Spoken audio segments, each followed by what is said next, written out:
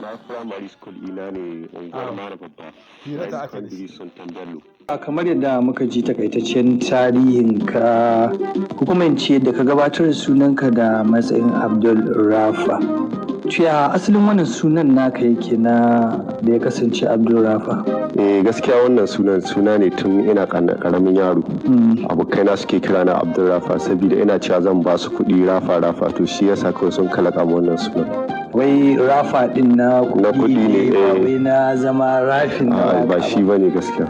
Ok, cewa mun ji takaitaccen tarihin ka kuma mun ji inda asalin sunanka ya samo na Rafa.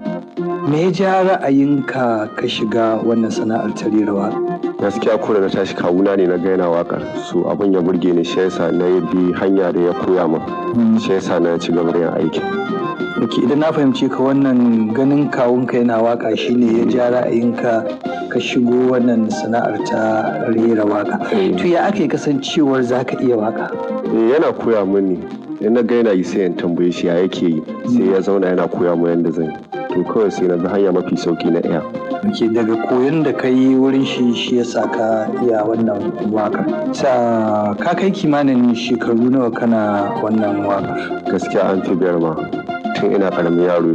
An fi shekara 5 kana rera